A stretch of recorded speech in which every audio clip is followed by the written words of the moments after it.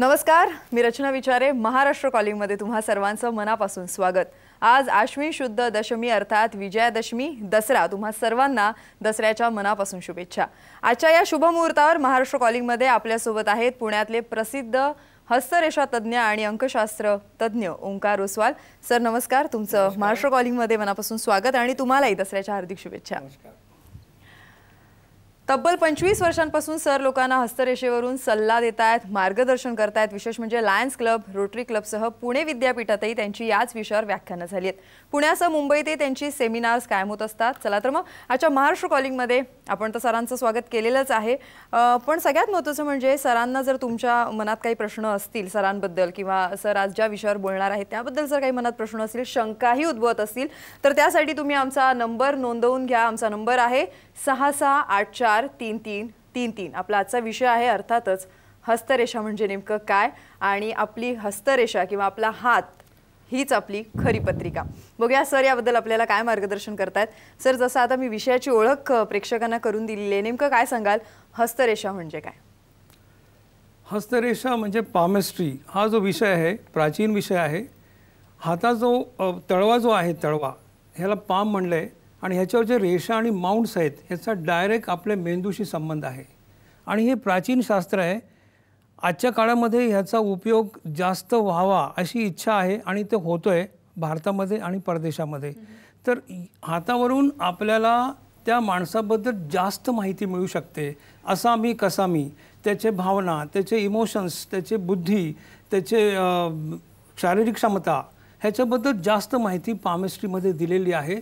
Body language हा सुद्धा भाग त्याच्यामध्ये दिलेला आहे आणि तो अचूक आहे म्हणून ह्याला आपण शास्त्र म्हणतो. बरोबर. आणि पामेस्ट्रीचा अभ्यास प्राचीन असला तरी आजच्या काळामध्ये तो भारतात आणि परदेशामध्ये अतिशय विस्तृतपणे शिकवला जातो आणि त्याचा उपयोग केला जातोय.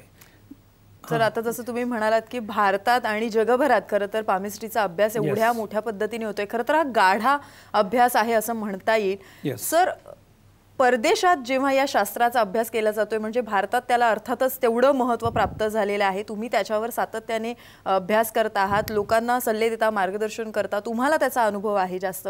मला असा प्रश्न होता की हस्तरेषेचा किंवा हाताचा मेंदूशी थेट संपर्क किंवा संबंध असतो का? सुरुवातीच्या काळामध्ये जेव्हा हे शास्त्र परदेशात गेलं तेव्हा त्यांचा पटकन विश्वास बसला नाही. ते म्हणाले हातावरनं तुम्ही कसं काय त्याच्याबद्दल जास्त माहिती देऊ शकता किंवा त्याचं भविष्य सांगू शकता, आम्ही असं विश्वास नाही ठेवणार, आम्ही प्रयोग करू. मग त्यांनी बरेच प्रयोग ह्याच्यावर केले. त्यातले 2 प्रयोग मी सांगतो, मुख्य प्रयोग. त्यांनी पहिला प्रयोग असा केला की एक 50 लोकांचे हाताचे ठसे घेतले आणि त्या ठश्यानंतर त्या हाताचे एक डायसेक्शन म्हणजे एक असा छेद दिला त्यांना. त्याच्यामध्ये एक अशी सापडली गोष्ट की त्याच्यामध्ये त्यांना एक हिरवा असा लिवलिवी पदार्थ सापडला हाताच्या ठश्यामध्ये आणि हातामध्ये आणि तो फक्त मेंदूमध्ये सापडला. अच्छा. हा एक नवीन भाग होता. त्यांनी नाव दिलं ग्रीन सबस्टन्स. तो जो पदार्थ होता त्याला त्यांनी नाव दिलं ग्रीन सबस्टन्स, कारण ते काय अजून कळलेलं नाहीये आणि तो फक्त छोट्या मेंदूमध्ये सापडला. हा एक प्रयोग होता. आणि दुसरं त्यांनी हाताचे ठसे घेतले आणि नंतर स्किन काढून टाकली.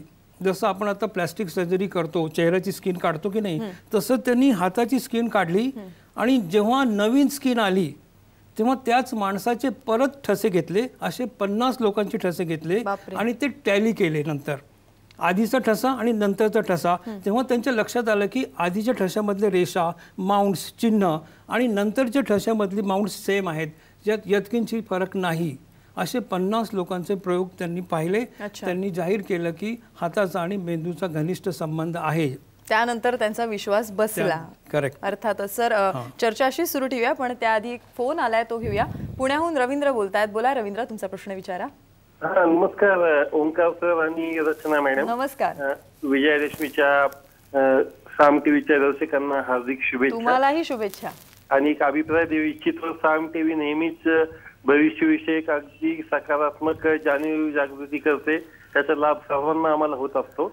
आणि ओंकार सर पुणेरी पगडी तुम्ही खूप छान दिसत आहात. त्यात लावलेला गंध आणि व्यक्तिमत्व खूप आकर्षक दिसत आहे.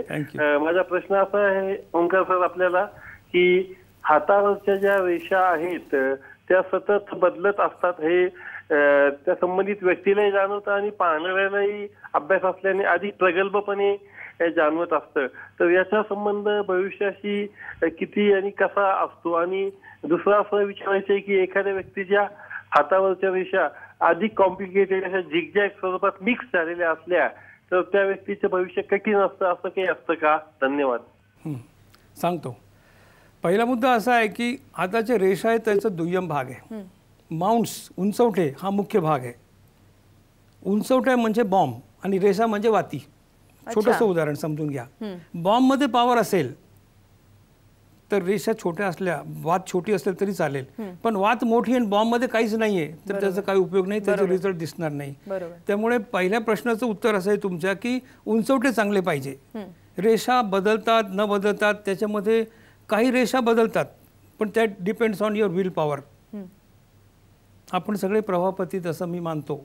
जन्म झाला, शिक्षण घेतलं, नोकरी लागली, लग्न झालं, एकाच ट्रॅकने चाललेलो आहे. पण सावरकरांसारखे एखादा माणूस प्रवाहाच्या विरुद्ध जातो तेव्हा त्यांच्या हातावरची रेषा बदलतात. You understand. त्यामुळे आम्ही रेषापेक्षाही बाउंड्सला जास्त महत्त्व देतो कारण ते बेस आहेत. जसं कृष्णमूर्ती मेथडमध्ये नक्षत्र बेस आहेत, ग्रह बदलतात, तसं हातामध्ये माउंट्स बेस आहेत. रेषामध्ये थोडेफार व्हेरिएशन दिसतात, ते सुद्धा तुमच्या विल पॉवरवर डिपेंड्स आहे की तुम्ही किती तुमचा कॉन्फिडन्स विल पॉवर दाखवता, त्याच्यामुळे रेषा बदलतात. अदरवाईज फार काही रेषा बदललेल्या नाहीत. तुम्ही प्रत्येक तुमचा हात पाहिला असेल, तुमच्या हाताच्या मेन लाईन्स फार बदललेल्या नाहीत. काही नवीन चिन्ह आली असतील ते सुद्धा प्रत्येकाच्या हातावर येत नाहीत. काही अपवाद आहेत. जसे प्रत्येक अपवाद आहेत तिथे पण अपवाद आहेत. एवढंच मी सांगेन. दुसरा प्रश्न काय होता तुमचा? रेषा कशा असाव्यात? रेषा पूर्ण असाव्यात, खोल असाव्यात, पातळ असाव्यात. त्याचं स्टार्ट टू एंड ती पूर्ण दिसायला पाहिजे. पातळ जेवढी असेल तेवढे त्याचे रिझल्ट 100%पेक्षा जास्त मिळतात आणि जेवढी जाड असेल तेवढे त्याचे रिझल्ट कमी मिळतात. रेषा हे त्याचं बाह्य स्वरूप आहे. अंतर स्वरूप आहे. हाताचा रंग गुलाबी पाहिजे, काळसर, पिवळसर, निळसर असू नये. नंतर हात तलम आहे का हार्ड आहे, ती जमीन काळीभोर आहे का खडकाळ आहे, ती जमीन सुपीक आहे का, तर त्यात काही टाकलं की पटकन उगवतं. तुम्ही शेक हँड करताना एखादा हातात घेता तेव्हा तो कडक हात असेल तर तुमचा मेंदू पटकन ते हात मागे घेतो कारण तुम्हाला जाणवतो की त्याचा हात फार कडक आहे. आणि एखादा सॉफ्ट हँड असेल तर तुम्ही धरून ठेवता का की तुम्हाला ते आवडतो हात धरायला. तो सॉफ्ट हँड आहे. सॉफ्ट हँड म्हणजे बौद्धिक क्षमता जास्त चांगली आहे. आणि हार्ड म्हणजे शारीरिक कष्टकरी शेतकरी. त्याच्या हातामधला प्रारब्धाचा भाग असा आहे की त्याला आयुष्यामध्ये कष्ट करायला लागणार आहेत. आणि सॉफ्ट हँड म्हणजे त्याला कमी श्रमात जास्त मिळत आहे. म्हणून हाताचा भाग जो आहे हा समजून घ्यायला पाहिजे. निश्चितपणे. सर, जसा रवींद्र यांनी प्रश्न विचारला उंचवटे आणि रेषा, त्याच अनुषंगाने खरं तर मला प्रश्न विचारायचा होता की हे हातावरचे उंचवटे किंवा रेषा सर्वसामान्य माणसांना नाही पटकन कळत, तर त्याबद्दल तुम्ही कसं विश्लेषण कराल? नाही, परत विचार. काय प्रश्न आहे? जसं आता त्यांनी विचारलं की उंचवटे असतात हातावर किंवा रेषा असतो, पण सामान्यांना नाही कळत नेमका उंचवटा कशाला म्हणायचं किंवा रेषा नेमकं कशाला म्हणायचं, तर त्याचं आम्हाला कसं तुम्ही स्पष्टीकरण? ह्याच्यामध्ये असं आहे, जसं एक बॉडी लँग्वेज आहे पामिस्ट्रीमध्ये, बरोबर, तसे माउंट्स आहेत. इथे मी तुम्हाला एक काही प्रिंट दाखवतोय. इथे जे पहिलं बोट जे आहे आपलं, इथे त्याच्या खाली गुरु उंचवटा आहे, त्याची काही वैशिष्ट्य आहेत. त्याच्या शेजारी शनी उंचवटा आहे, त्याची काही गुणधर्म आहेत. त्याच्या शेजारी रवी आहेत आणि नंतर बुध आहे. इथे 2 मंगळ आहेत, शारीरिक आणि मानसिक. इथे शुक्र आहे, इथे चंद्र आहेत. त्याचं एक उदाहरण देतो मी. जसे आपले शाळेतले 7 विषय. इतिहासाचा भूगोलाशी काही संबंध नाही. इतिहास म्हणजे मागे जायचं, भूगोल म्हणजे जंगलात जायचं. शास्त्र, भाषा, गणित, पण एकत्रित अभ्यास करावा लागला. प्रत्येकामध्ये पास व्हावं लागलं किंवा पर्सेंटेज मिळाले तेव्हा तुम्हाला फर्स्ट क्लास डिस्टिंक्शन मिळालं. पण त्यात तुम्ही ज्या विषयामध्ये हायेस्ट मार्क्स मिळाले, गणितात मिळाले, तुम्ही म्हणाल मी सायन्सला जातो कारण माझ्या गणितामध्ये 99 मार्क्स आहेत. एखाद्याला कलेमध्ये, भाषेमध्ये चांगले मार्क मिळाले तर तो म्हणेल मी कॉमर्सला जाईन किंवा आर्ट्सला जाईन, नाही का, कारण त्याचं कल तिकडे दाखवलं जातो. तसंच हातामध्ये काही उंचवटे प्लस असतात, ते आयुष्यभर त्याला चांगले रिझल्ट दाखवतात.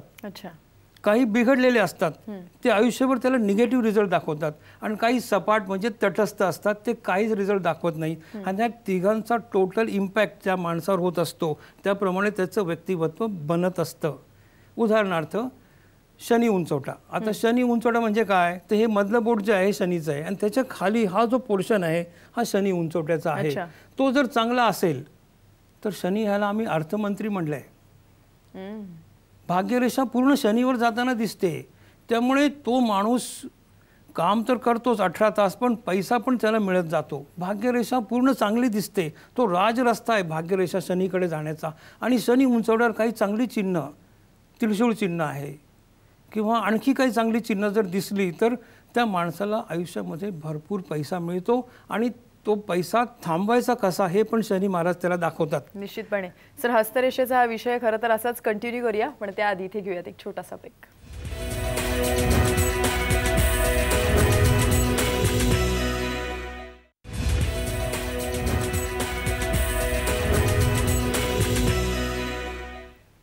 महाराष्ट्र कॉलिंगमध्ये तुम्हा सर्वांचं मनापासून स्वागत. आपण ओंकार ओसवाल यांच्याकडून हस्तरेषा म्हणजे नेमकं काय ते जाणून घेतो आणि आपण बोलत होतो ते हस्तरेषा आणि उंचवटी यांच्याबद्दल. आता मला त्या संदर्भात सरांना प्रश्न विचारायचा आहे, तो म्हणजे सर, या उंचवट्यांचा पर्सनल लाईफवर नेमका काय परिणाम होतो? असं आहे की तुमच्या हातावर कुठले उंचवटे चांगले आहेत ते आधी बघायला पाहिजे. गुरु चांगला असेल तर तुम्ही ॲम्बिशियस असता, सोशल लाईफमध्ये राहता, राजकारणात जाता, बेस्ट टीचर बेस्ट ॲडवायझर असं आम्ही मानतो. त्याची नियती, त्याचा स्वभाव त्या ठिकाणी त्याला घेऊन जाते. रवी चांगला असेल तर तुम्हाला स्वाभिमान असतो, प्रतिष्ठा असते, मान असतो, क्रेडिट असतं, गुडविल असतं. रवी रेषा आणि रवी उंचवटे. रवी म्हणजे सूर्य. तसं सूर्याचा प्रकाश पडला की आपण चकाकून जातो की नाही, तसं रवी अनुकूल असेल तर तुम्ही तुमच्या नोकरीमध्ये, व्यवसायामध्ये वरच्या ग्रेडमध्ये दिसता. तुम्हाला रिस्पेक्ट असतो, मान मिळतो आणि लोक तुम्हाला सलाम करतात. खुर्चीचं महत्त्व आहे आणि रवीमुळे तुम्हाला खुर्ची मिळते, वरच्या ग्रेडची जागा मिळते, शिक्षण मिळतं, मेरिटमध्ये येणारी सगळी मुलं रवी प्रधान असतात. त्यानंतर बुध उंचवटा आहे, शेवटचं बोट आहे. बुध 5 नंबर नाही का. बुध प्रधान म्हणजे काय, मर्क्युरियन, वाणीचा कारक. आम्ही त्याला व्यापार मंत्री म्हणतो. रवी राष्ट्रपती, शनी अर्थमंत्री, गुरु गृहमंत्री, सगळं मंत्रिमंडळ आहे आपल्या हातावर. मंगळ संरक्षण मंत्री, शुक्र कला आणि वाणिज्य मंत्री आणि चंद्र बिन खात्याचे मंत्री. असं त्याचं थोडंसं बायफर्गेशन आहे. तर बुध म्हणजे वाणी, बुध म्हणजे बोलणं, बुध म्हणजे बोलण्यामध्ये फरडा, रंग बदलण्यास सरडा. बुध म्हणजे व्यापारी वृत्ती, बुध म्हणजे नाटकीपणा. हा बुधाने दिलेला आहे. जर बुध प्रधान असेल तर त्याची उंची कमी दिसते, बोलताना फार हुशार आहे, मानसी स्वभावाचं अचूक वर्णन त्याला करता येतं, कायद्यातल्या पळवाटा त्याला माहिती असतात, मागून पुढे जाणारी हीच माणसं बुध प्रधान. साम दाम दंडभेद सगळं त्यांना कळतं आणि आपला मार्ग कसा घ्यायचा हे त्यांना कमी वयामध्ये ही माणसं पुढे जाताना दिसतात. त्यामुळे मी उदाहरण देईल, R.R. पाटील, गुरु बुध असं कॉम्बिनेशन. उंची कमी, मेडिकल क्षेत्रामध्ये सगळी बुधप्रधान माणसं आहेत. त्यामुळे डॉक्टरांना तुम्हाला पकडता येत नाही, चूक झाली तरी त्यांना काही करता येणार नाही, कारण फार हुशार आहेत ती मंडळी, बुधप्रधान आहेत. तसंच शुक्र कलेचा कारक. हे आता आपण बसलोय स्टुडिओमध्ये, हा शुक्र प्रधान आहे सगळा. सगळे कलाकार, बरोबर, सगळे म्युझिशियन, डान्सर, गायक, सगळे कलाकार कुठल्याही देशातले असो, कुठल्याही भाषेतले असो, कुठल्याही, शुक्र प्रधान. दिसायला सुंदर, कमनीय बांधा, एवढं सौंदर्य शुक्राला दिलंय की आपण त्याकडे बघतच राहतो. बरोबर. तरुण असो, पुढच्या वयामध्ये सुद्धा ते तरुणच दिसतात, त्यांचं वयच कळत नाही. मग ते अमिताभ बच्चन असो, ऐश्वर्या राय असो किंवा आणखी कोणी असो, हा शुक्र कलेचा कारक, दये आणि सहानुभूती आणि सप्लाय मिनिस्टर. भरपूर देतो, त्याने मागावं त्याला दिलं जाईल. अगदी खरं. म्हणून शुक्र प्रधान, बुध प्रधान हे हातावरनं काढता येतं. जो प्रधान असेल त्याचं करिअर त्याने निवडावं आणि त्याला सपोर्ट बाकीच्या उंचवट्याचा असावा, तरच तो प्रगती करतो. पु ल देशपांडेंच्या हातावर 3-4 उंचवटे प्रधान होते. बुध होता म्हणून वाणीचा कारक, कॉमेडीचा कारक पण बुध आहे. शुक्र होता म्हणून कलेमध्ये आले. प्रोफेसर होते सुरुवातीला, गुरु पण चांगला होता आणि नंतर शनी महाराज अनुकूल झाल्यावर भरपूर पैसा मिळाला. तर हा 4-5 उंचवटे जर अनुकूल असतील, हा मागच्या पुण्याईचा भाग आहे त्यांचा. प्रत्येकाला तसं मिळत नाही, काही प्लस काही मायनस असे असल्यामुळे त्याची काही उंचवटे त्याला प्रगतीकडे घेऊन जातात, काही निगेटिव्ह स्वभावातला दोष त्याला मागे ओढतो. हा सगळा भाग पामिस्ट्रीमध्ये विस्तृतपणे सांगितलेला आहे. अच्छा सर, आणखीन एक फोन आलाय तो घेऊया. डोंबिवलीहून कविता बोलतात आपल्याशी. बोला कविता, तुमचा प्रश्न विचारा. आपल्याला दसऱ्याच्या दोघांनाही शुभेच्छा. तुम्हालाही शुभेच्छा. हो. आणि माझा प्रश्न होता की करंगळी बोटाच्या खाली मला ना स्वस्तिक चिन्ह आहे, तर पंडितजींना विचारायचं होतं की ते चिन्ह काय दर्शवतं. डाव्या हाताच्या करंगळीच्या खाली स्वस्तिक चिन्ह आहे. पहिला मुद्दा असा आहे मॅडम की ते तुम्ही कन्फर्म करा की ते स्वस्तिकच आहे का, कारण तिथे विवाह रेषा नावाचा प्रकार आहे. मी इथे दाखवतो. इथे एक अशी आडवी रेषा असते, त्याला विवाह रेषा म्हटले. त्या 1, 2, 3 असू शकतात आणि त्याच्या वरती छोट्या छोट्या अशा उभ्या 90 डिग्रीमध्ये संतती रेषा आहेत. तर पहिला मुद्दा असा आहे की तुम्हाला तुमच्या हाताचा ठसा मला पाठवावा लागेल, तर मी सांगेल की हे स्वस्तिक चिन्ह आहे की नाही. दुसरा मुद्दा असा की ती विवाह रेषा आणि संतती रेषा ह्याचं काय कॉम्बिनेशन तयार झाले तिथे बघावं लागेल. जर ते स्वस्तिक चिन्ह आहे असं तुम्हाला वाटतं तर ते चांगलं आहे, उत्कृष्ट आहे. त्याच्यामुळे तुमचा बुध उंचवट्याची लायकी, त्याची व्याप्ती, त्याचं स्कोरिंग वाढलेलं आहे असं मानायला हरकत नाही. आणि तुम्ही त्याप्रमाणे तुमचे ठसे पाठवलं तर मी उत्तर देईन निश्चितपणे. सर, आता जसं तुम्ही त्यांना सांगितलं की चिन्हांबद्दल, असे कुठल्या प्रकारचे चिन्ह आपल्या हातावर असतात? पामिस्ट्रीमध्ये बऱ्याच चिन्हाबद्दल सांगितलेलं आहे, पण त्यातली जी आजच्या काळामध्ये ट्रेस होतात, दिसतात, त्याच्याबद्दल मी बोलणार आहे. त्यातली काही चांगली आहेत, काही बिघडलेली आहेत किंवा निगेटिव्ह आहेत. चांगली चिन्ह कुठली तर नक्षत्र चिन्ह.